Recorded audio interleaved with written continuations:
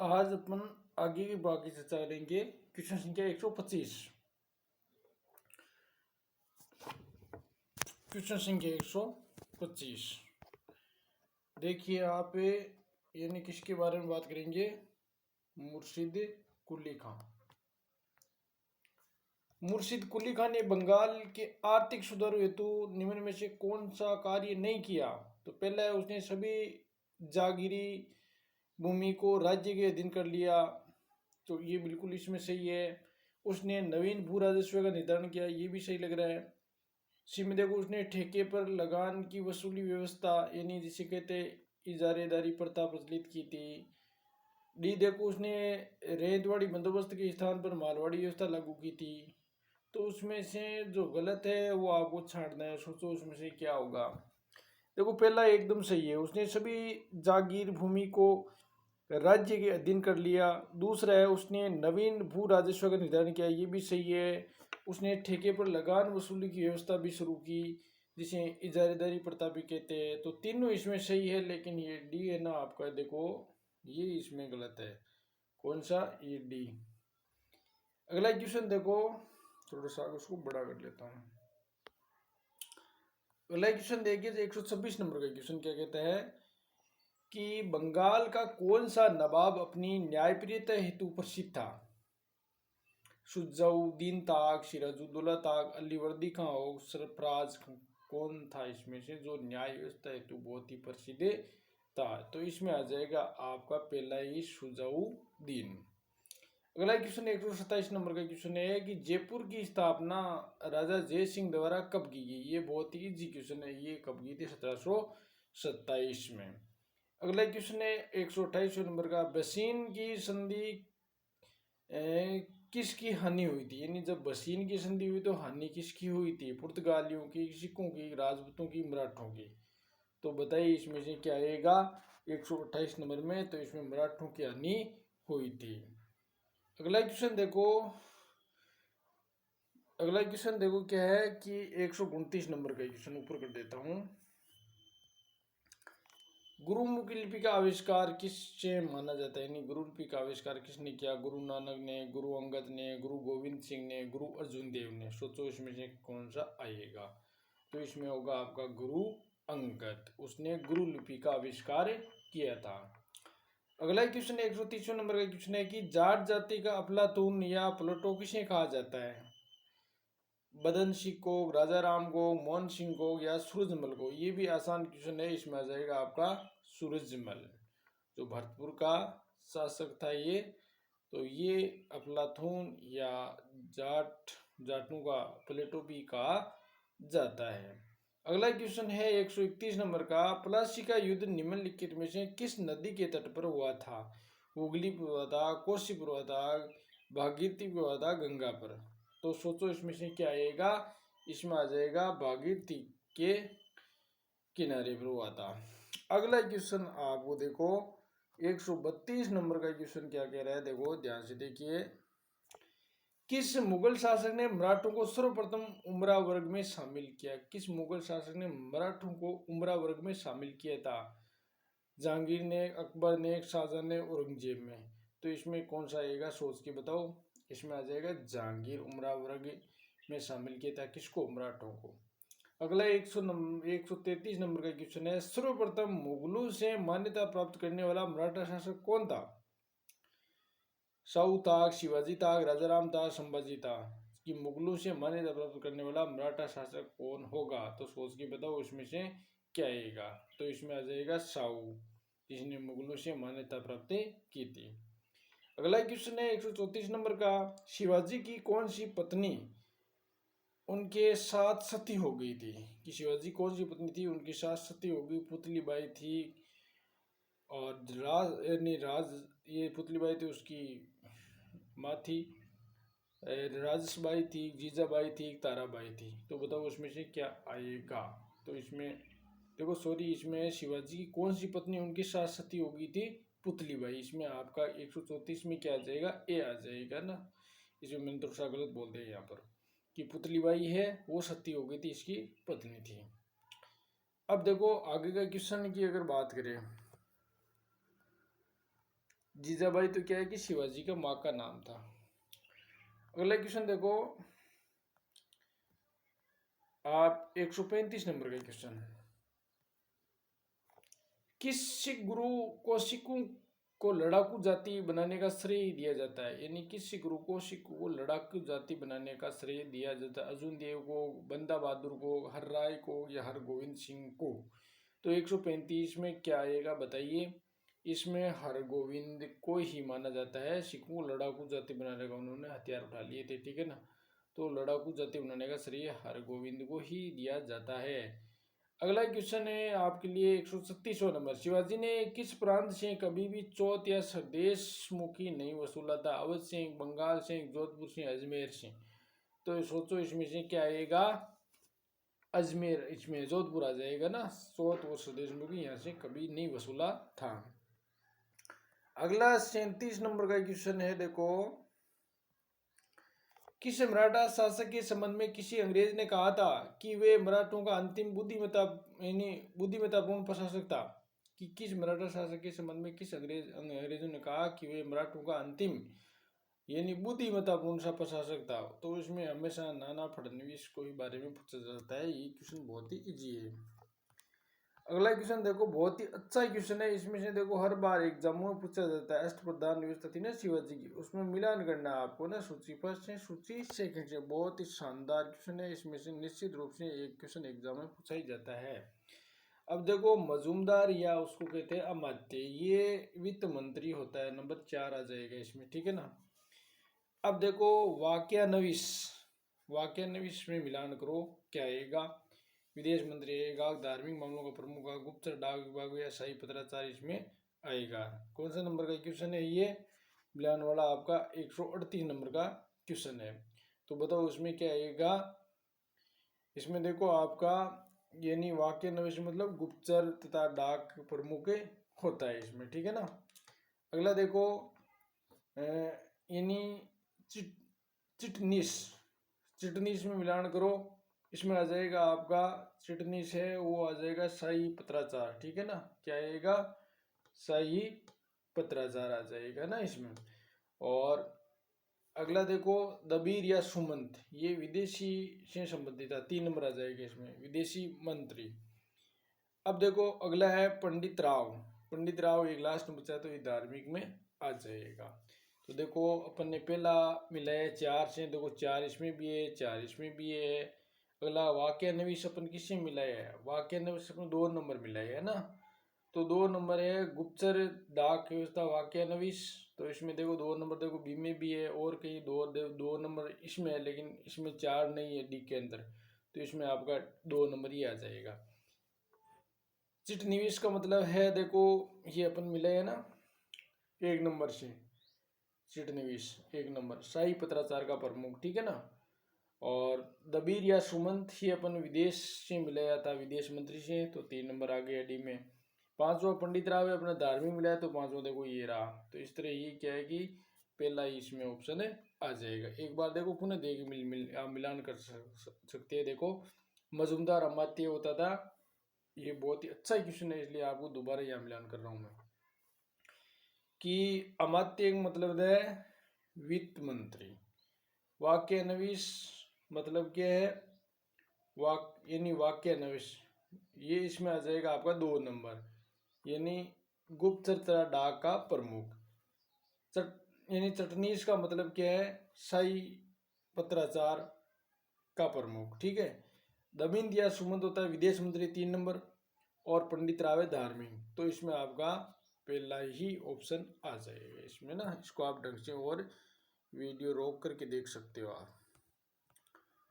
सूची ये भी एक अच्छा क्वेश्चन है, देखो मिलान वाला क्वेश्चन है, आजकल ज़्यादा ही पूछा जाता है। देखिए अगला क्वेश्चन भी बहुत ही अच्छा क्वेश्चन है ये भी, कि सही उत्तर है वो आपको मिलान करना है। इसमें जो सेनापति है वो नेतृत्व किया था सेना, तो वो बताना है इसमें। देखो ये आपका क्वेश्चन संख्या है 139 नंबर का क्वेश्चन होगा ये, ठीक है ना। देखो कौन सा है 139 नंबर का है ना, ये अपन पीछे देखा है। अगले वाला 40 है तो 39 का ही होगा, ठीक है ना। अब देखो मिलान वाला क्वेश्चन है वो देखिए आप, प्रथम मैसूर अंगल युद्ध मिलाना है ना, तो ये आपको इसमें देख के बताना है कि क्या आएगा इसमें ना। तो 39 में देखो आप देखो प्रथम आंग्ल मैसूर युद्ध में कौन था, इसमें सर जनरल विस्मित था ना। ये जो सेना का नेतृत्व किया है उनका नाम है। द्वितीय मैसूर आंग्ल, देखो प्रथम मैसूर आंग्ल युद्ध कब हुआ था ना, तो 67 हुआ था ना, उसमें हैदरवली नेतृत्व कर रहा था। अगला देखो द्वितीय आंग्ल मैसूर युद्ध, उसमें आपको मिलान करना है, तो इसमें आएगा सर आयरकोट। द्वितीय आंग्ल मैसूर युद्ध है वो देखो 80 से लेकर के 84 तक चला था, जिसमें हैदरअली है 1782 के अंदर मारा जाता है ना।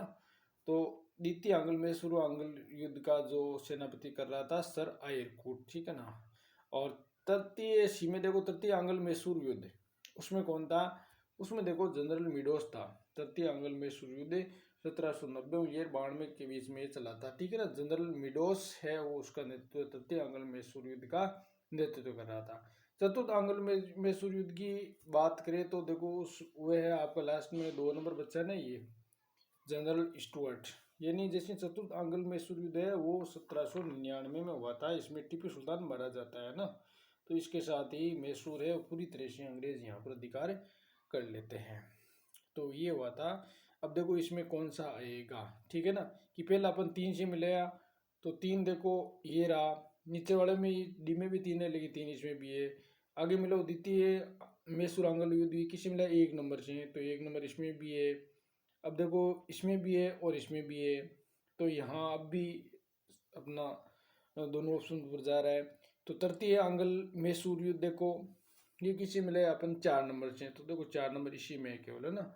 तो अब अपना आप उत्तर आ जाएगा इसमें। तृतीय आंग्ल मैसूर युद्ध जनरल मिडोस था और चतुर्थ आंग्ल मैसूर युद्ध में जनरल स्टुअर्ट था। ये आ गया 2 नंबर इसमें, ठीक है ना। तो इसमें पहला ही ऑप्शन आ जाएगा। देखो एक बार पुनः देखिए कि प्रथम मैसूर आंग्ल युद्ध में सेनापति सर जनरल स्मिथ, और द्वितीय आंग्ल मैसूर युद्ध में सर आयरकुट था, और तृतीय में कौन था, जनरल मिडोस, और चतुर्थ में कौन था, ये आपका आ जाएगा जनरल स्टुअर्ट। तो ये इस तरह दोस्तों बहुत ही अच्छा क्वेश्चन है ये भी। अगला क्वेश्चन देखो आप, ये कालक्रम पूछा गया, बहुत ही तगड़ा प्रश्न है ये। देखो इसमें अवध के नवाबों का सही कालक्रम है ना, तो इसमें देखो सादत अली का जो कार्यकाल है देखा जाता है, देखिए इसको थोड़ा सा आगे, यानी 1798 है ना।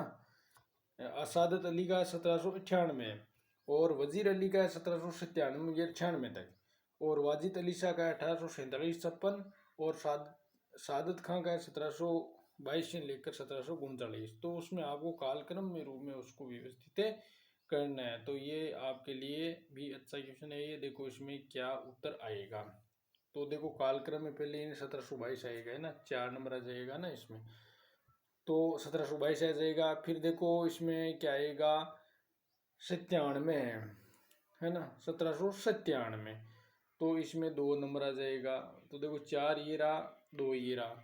फिर देखो 1798 है वो इसमें आएगा, देखो सादत अली 1798, तो इसमें पहला ये रहा पहला।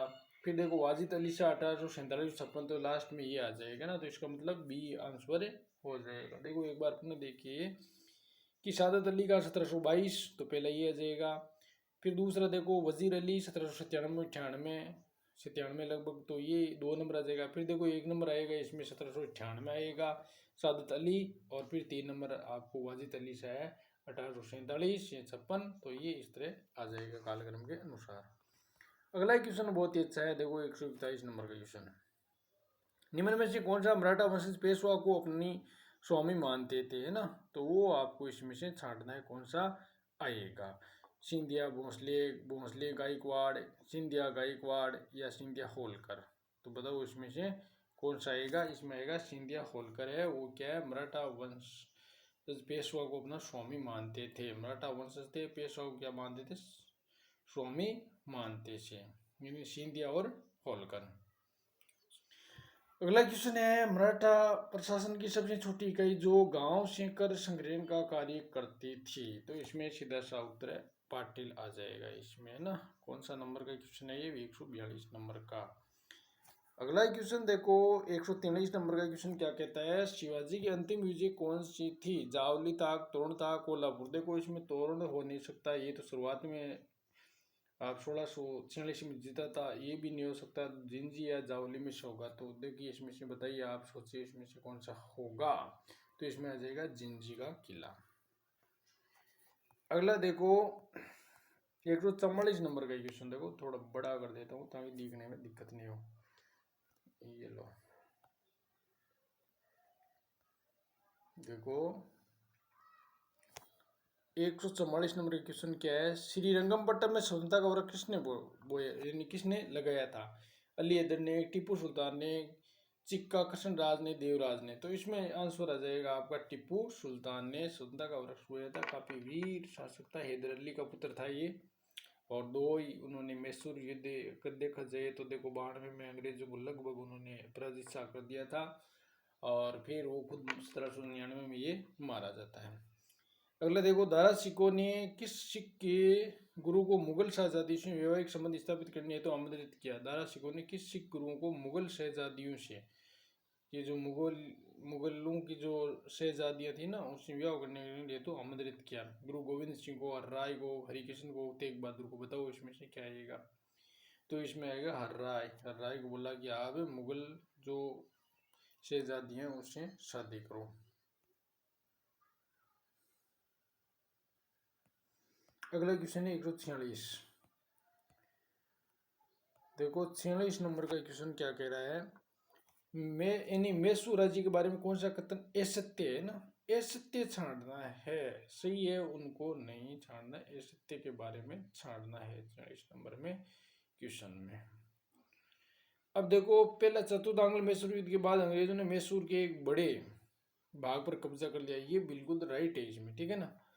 एक भाग को मैसूर के अवैध शासक को सौंप दिया गया, ये इसमें गलत है दूसरे नंबर वाला। अंग्रेजों ने मैसूर के राजा के साथ सहायक संधि स्थापित की, तो अंग्रेजों ने राजा के साथ सहायक संधि स्थापित की, तो बताओ इसमें ये भी एकदम सही लग रहा है। चौथा है, 1894 में कुशासन का आरोप लगाकर डलहौजी ने मैसूर का विलय अंग्रेजी साम्राज्य में किया, तो ये बिल्कुल ही इसमें गलत है चौथा नंबर का। तो इसमें ए सत्य पूछा है ना, तो ये सत्य इसमें आ जाएगा आपका 2 और 4, 2 4 इसमें बी, तो ये इसमें आंसर हो जाएगा। ये सत्य, बाकी दोनों सही है, 1 और 4 ये जो है ना, 1 और 3 सही है, 2 और 4 क्या है, गलत है। ये सत्य पूछा है तो ये इसमें आंसर हो जाएगा। अगला क्वेश्चन बहुत अच्छा क्वेश्चन है, देखो कालक्रम पूछा गया है मराठों का, है ना, तो उसको भी आपको व्यवस्थित करना है। देखो बहुत ही अच्छा क्वेश्चन है ये भी।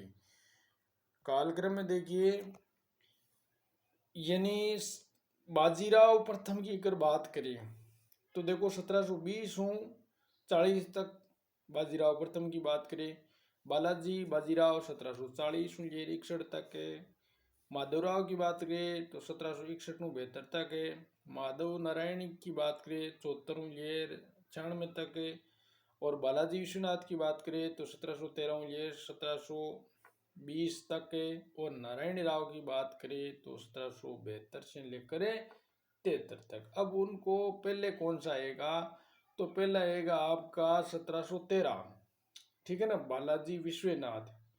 तो इसमें 5 नंबर कौन, देखो पहला तो वैसे भी कट हो गया, ये तो हो ही नहीं सकता, ठीक है ना। फिर देखो इसमें पहला 5 आ रहा है, तो 5 देखो इसमें भी नहीं है, पहले के अंदर भी, ये भी कट हो गया। अब देखो इसमें है ना, 5 इसमें भी है और 5 इसमें भी है ना। अब देखो अगला है आपका 1720 तक बालाजी विश्वनाथ आ गया।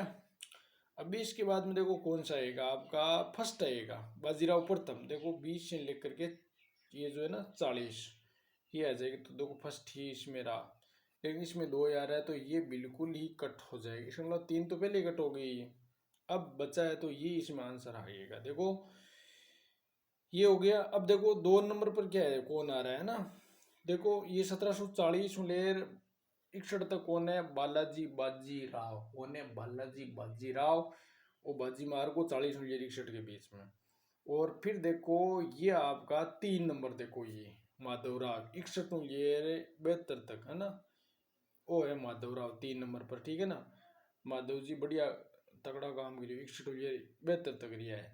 आगे देखो 4 नंबर पर, 4 नंबर पर है माधव नारायण राव चौथुर, ये 96 तक कटे चौथुर, यानी जो है ना आपका ये भाई इसमें थोड़ा सा ये लास्ट में आएगा ये ना, इसमें देखो एक बीच में छोड़ दिया अपन, ये नारायण राव है ना, ये 6 नंबर पर ये आएगा पहले इसमें ना, 72 आ रहा है, 74 से पहले आ रहा है ये ना, तो नारायण राव है वो 6 नंबर पर, देखो ये नारायण राव 72 ये 73, और फिर ये आ जाएगा आपका माधव नारायण राव 74 ये 96 तक। तो इस तरह दोस्तों ये बहुत ही अच्छा क्वेश्चन है, ये लेवल बहुत अच्छा है इसका। आगे देखो शिवाजी वाले के बारे में कि शिवाजी ने अपने अंतिम दिनों में भू राजस्व को बढ़ाकर कितने प्रतिशत कर दिया, 25%, 40%, 35% और या 30%। तो इसमें आ जाएगा 40% है भू राजस्व बढ़ा करके ये कर दिया था, इसमें बी। तो दोस्तों आज अपन इतना ही हल करेंगे, आगे की क्वेश्चन कल और करेंगे। इस तरह अपन क्रमबद्ध रूप से सभी क्वेश्चनों का हल करेंगे आधुनिक भारत के जितने भी है, और ये ज़्यादातर यूजीसी नेट, असिस्टेंट प्रोफेसर और फर्स्ट ग्रेड के लिए भी उपयोगी है, और अन्य एग्ज़ाम जो भी आप देते हो तो उसमें भी आधुनिक भारत के क्वेश्चन आते रहते हैं, तो आप उनको देख सकते हो। धन्यवाद।